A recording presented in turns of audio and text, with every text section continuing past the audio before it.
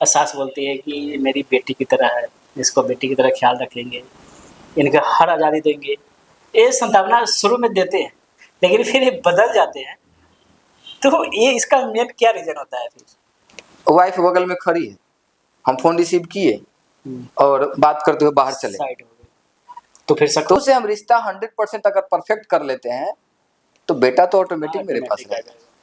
और आपके पास अगर बहू 10% भी नहीं ना है तो आपके पास बेटा 100% नहीं। हाँ अंकित जी, आप ये बताइएगा कि आजकल हर घर में ये समस्या देखा गया है कि जब बहू आ जाती है ना, तो बहू की तरह उनके परिवार देखते हैं। ज़्यादातर सास एक बहू की तरह कि भाई दूसरे की बेटी है, दूसरे की बेटी की तरह देखती है। लेकिन अपनी बेटी को जब दूसरे यहाँ जाती है, बहू जब बनती है, तो उनका पूरा ख्याल रखते हैं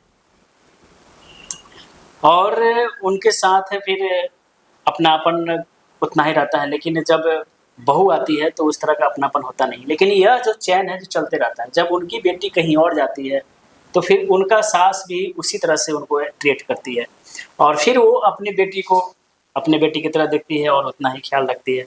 इसकी वजह से सास और पुतोह में जो बहू में जो कॉम्बिनेशन है हो नहीं पाता है। तो इस चैन को जो चल रहा है इसको रिवर्स कैसे लाएं ताकि अपनी बहू को बेटी की तरह समझे और फिर वो भी अपनी बहू के बेटी की तरह समझे। इस चैन को कैसे रिवर्स कर सकते हैं? सत्यम जी, ये चैन खत्म नहीं होगा, ये चलता आया है और चलता रहेगा। इसके पीछे का सबसे बड़ा कारण है कि हर सास कभी बहू थी और हर बहू कभी सास बनेगी और सबका वही चीज रहेगा, चलता रहेगा। आज जो बहू कहती है कि मेरे सास ऐसे प्रॉब्लम कर रही है, कल आज जो सास है वो भी कभी कहती थी कि मेरी सास ऐसी प्रॉब्लम कर रही है, फिर भी खत्म हुआ नहीं हुआ ना। तो यही ये सब चीज चलता रहेगा, ये खत्म नहीं होगा। अगर खत्म होना होता तो आज मान लिया जाए कि मेरी माँ कभी सुनाती है कि मेरी सास ऐसे प्रॉब्लम करती थी, तो उसके अंदर अगर दर्द होता कि मेरी सास ऐसे प्रॉब्लम करती थी तो मैं अपनी बहू को ऐसे प्रॉब्लम नहीं होने दूंगी, तो वैसा भावना जब आएगा तभी खत्म होगा। लेकिन मतलब वैसा ये बदला का भावना है। हाँ, तो वैसा वैसा भावना कभी आएगा ही नहीं। भावना इतना होने के बावजूद भी अब अभी भी जो नई नई बहू आती है उसको यही बताया जाता है कि मेरी भी तो सास थी, हम भी उतना झेले हैं, हम भी उतना कष्ट किए हैं। हाँ, तो ऐसे तुमको भी ऐसे मेरे साथ तो ऐसे करती थी, फिर भी हम रहे कि नहीं रहे? अब हम ऐसे तुम्हारे करके साथ दिए कि नहीं दिए? तो तुम कौन सी परी आ गई हो कहाँ से कि तुम नहीं कर कैसे सकती? आजादी मिल जाए? तो ये चीज खत्म नहीं होगा। तो इसलिए ये सब चीज का उम्मीद रखना कि ये चीज चैन बदल जाएगा, चैन टूट जाएगा, ये मेरे हिसाब से मुश्किल लगता है। और उस घर में खत्म हुआ है जिस घर में इस तरीके का समझदारी दिखा है कि कभी कोई सास को प्रॉब्लम था उसको, तो उसको लगा, जिस घर में लगा कि मेरी सास हमको प्रॉब्लम की है, मैं अपनी बहू को प्रॉब्लम नहीं होने दूंगा, वहीं जाकर के ये उसी घर में ये प्रॉब्लम खत्म हुआ। लेकिन अक्सर देखते हैं ना कि ये चैन ना जब शादी से पहले हर सास बोलती है कि मेरी बेटी की तरह है, इसको बेटी की तरह ख्याल रखेंगे, इनका हर आज़ादी देंगे। ये संभावना शुरू में देते हैं, लेकिन फिर ये बदल जाते हैं। तो ये इसका मेन क्या रीज़न होता है फिर? देखिए, संतावना इसलिए देते हैं कि जब बहू नहीं होती है घर में तब। अच्छा, जब बहू घर में नहीं होती है तब एक ही माइंडसेट रहता है कि किसी भी तरीके से बहू आ जाए, और जब बहू आ जाती है तो होता नहीं घर की मुर्गी दाल बराबर, तो वही चीज हो जाता है। मतलब ये जाल बिछाया जाता है। जब नहीं हो रहा है तो किसी तरीके से हो जाए, और जब हो गया तो होता नहीं है कि मन भर जाता है कि अब हमको मौका मिला है सास बनने का। अब बनना नहीं है। हाँ, अब मतलब खुशी होता है कि अब हम सास बने हैं, तो वो आ जाता है, अलग तरीके का एक्साइटमेंट आता है। तो इसलिए वो बदलती है, सास बनती है, रियल वाला सास बनना चाहती थी, जब सास बन जाती है तब अपना रोल दिखाती है। तो उस रोल में वही आता है कि अपना बहू पे अत्याचार करे, बहू को टॉर्चर करे, बहू को अपने अंडर में रखे, बेटा को सिखलाएगी कि बहू को बस में रखना, नहीं तो बहक जाएगी, इधर पैसा नहीं देना, मतलब हर तरीके से उसको टॉर्चर होने लगेगा। रिश्तेदार लोग फोन कर करके समझाने लगेगा कि ऐसे वैसे जो भी तरीके का बात, बहुत तरीके का बात होता है, कहाँ तक आपको क्लियर बताएं हम। तो इस वजह से दिक्कत होने लगता है।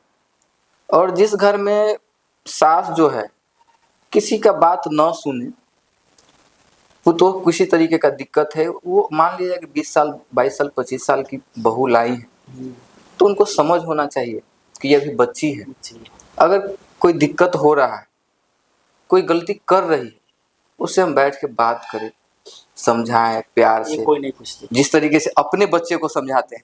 उनको तो डेली हाँ, सुबह शाम जिस तरीके से कॉल करके अपने पूछते बच्चे को समझाते हैं। कोई बच्चा गलती करके आ जाता है तो किस तरीके से समझाते हैं, बउआ समाज में ऐसा हो रहा है, तुम इसे काहे किया, वैसे काहे किया। तो बहू को क्यों नहीं समझा सकते? जब बहू कोई गलती करती है तो डायरेक्ट बेटा को कंप्लेन करते हैं कि देख तुम्हारी पत्नी ऐसे कर रही है, तुम्हारी पत्नी वैसे कर रही है। तो ये दिक्कत है। ये चीज़ देखा गया है कि वही टॉर्चर अपने बहू पर करती है, और जब उनकी बेटी कहीं और जाती है बहू बन के, तो जब उन पे भी सेम टॉर्चर होता है ना, तो बहुत दिक्कत होता है, बहुत खलती है। तब वो ज्ञान देते हैं हाँ, कि तुम ऐसे करना, ऐसे करना, वैसे करना, और वही लड़की उनके घर में कर रहा है जो नहीं दिख रहा है, तो वो अच्छा लग रहा है, वो अच्छा नहीं लग रहा है, और बेटी करेगी तो अच्छा लगेगा। ये समस्या। ये सब चीज है, तो इसलिए दिक्कत है। और इसका कोई सॉल्यूशन हमको दिख नहीं रहा है कि आपको हम सॉल्यूशन बताएं। अच्छा, इसमें सॉल्यूशन एक ही है कि तो आप समझदारी दिखाइए और अपने परिवार को, अगर तो ये समस्या यही तो बढ़ गया है ना, कि जो अभी कि देखा हर घर में यही चीज़ देखा गया है, और इसके वजह से जो अभी अनमैरिड है उनका एक डर का माहौल हो गया। कारण भी तो यही है। जो भी लोग अनमैरिड है, कारण भी यही है कि हम जाएंगे तो फिर मेरे साथ तो वही किया क्योंकि क्योंकि मान लिया जाए कि जो भी लड़के लोग आपका जो वैवाहिक जीवन जो जी रहे हैं, वो आपको क्या बताते हैं? लगभग लड़का आपको यही बताएंगे कि हम शादी करके फंसे। जाएगा।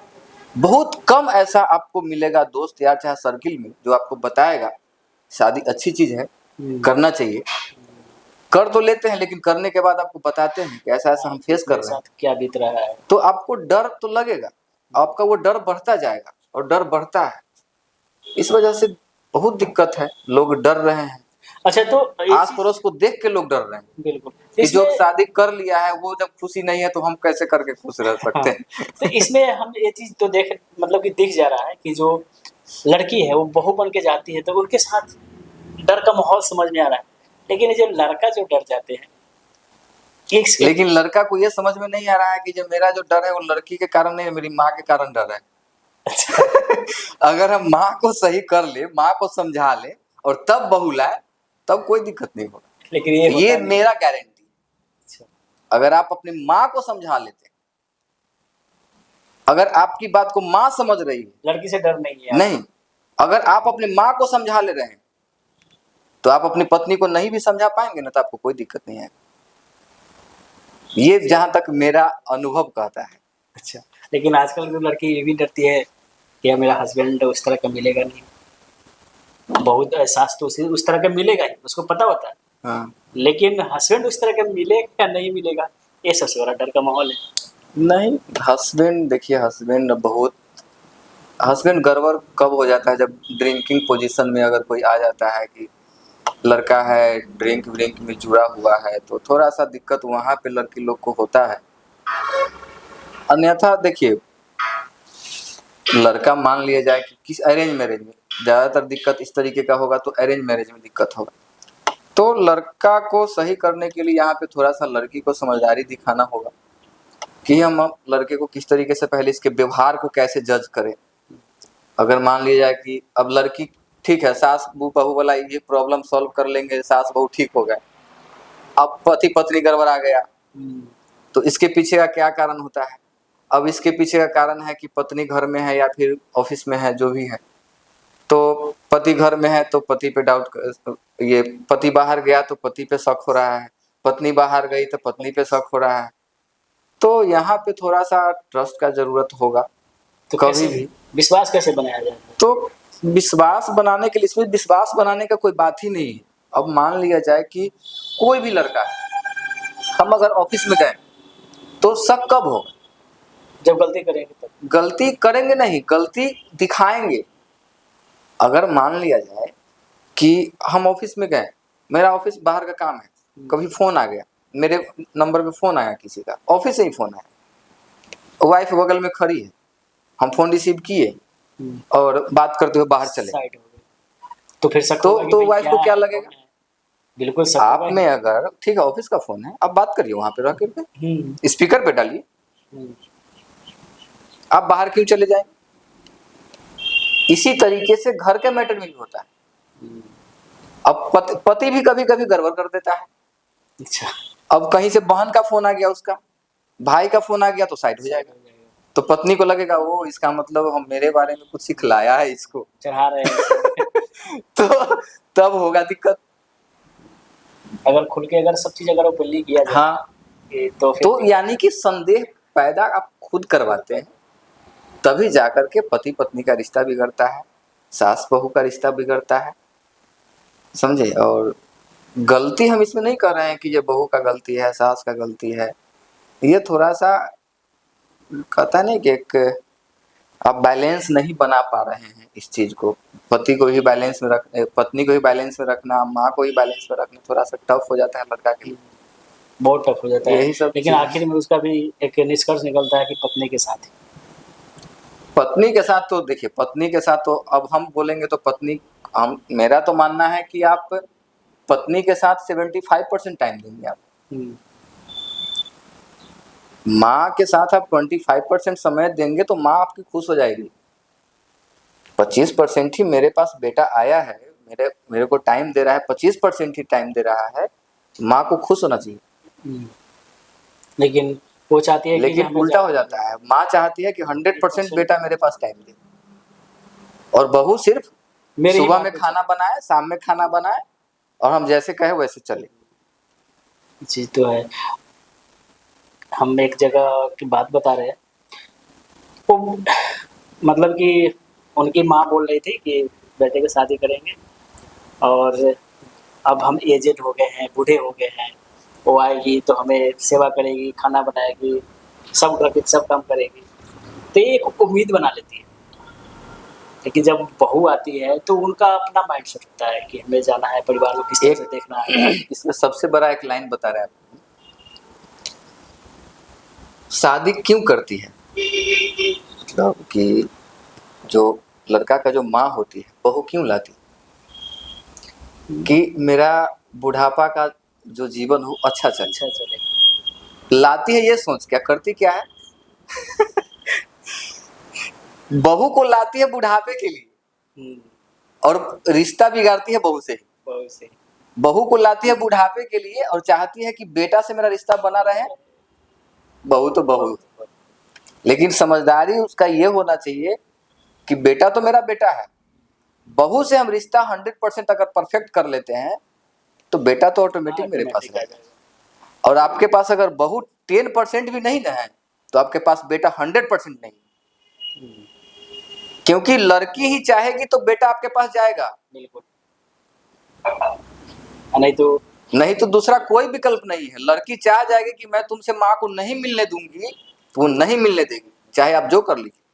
अगर मिल लिए तो फिर हाँ, और कांड अपना में लड़की चाह जाएगी कि तुम माँ को 100% टाइम दो, तो आपको 100% टाइम मिलेगा। देना ही पड़ेगा। इसलिए आजकल की सास को बहू से रिश्ता बना के अच्छा रखना चाहिए। बेटा से थोड़ा मोड़ा गड़बड़ रहेगा भी तो बेटा आपको समझेगा, बेटा आपके पास झुक जाएगा। हाँ भाई, वो बचपन बहू से नहीं जुड़ा हुआ है झुकेगी, ना। लेकिन वो तो आपका प्यार बेटा देख चुका है 25-30 साल तक, आप किस तरीके से अपने बच्चे को पाले हैं वो आपका बेटा देखा है। आप उसको चाटा भी लगा देंगे ना तो वापस जाएगा आपके पास कि हाँ माँ ऐसा, हाँ माँ वैसा। लेकिन बहू को लगाइए, बहू नहीं इसलिए बहू से थोड़ा सा बचिए और बहू को थोड़ा टाइम दीजिए, बहू को थोड़ा समझिए, और बेटा से ज्यादा प्यार दीजिए आप, ऑटोमेटिक आपके पास बेटा आएगा। अब बेटा को मत सिखलाइए कि बहू को तुम ऐसे करके वैसे रखो, वैसे करके रखो, ये करो वो करो, नहीं, वो जैसे खुश रह रहा है उसको खुश रहने दीजिए। अब बहू के पास जाइए, बतियाइए कि तुमको खुश रख रहा है कि नहीं, पूछिए उससे, ये नहीं ठीक है। अब बहू से जाके पूछिए कि तुमको खुश रख रहा है कि नहीं, मान दान कर रहा है कि नहीं, आप जाकर के बहू से पूछिए, देखिए आपके पास कैसी आती है बहू। हाँ, लेकिन आप रहिएगा घमंड में, अगर ये चीज अगर किया जाए तो वो जो चैन की जो बात कर रहे थे ना, वो चैन तब बदल बेकार हो सकता है। यानी कि ये चैन को खत बदलने के लिए बदलना पड़ेगा सास को, बहू, और दूसरा ऑप्शन नहीं। कोई ऑप्शन। बहुत बहुत धन्यवाद।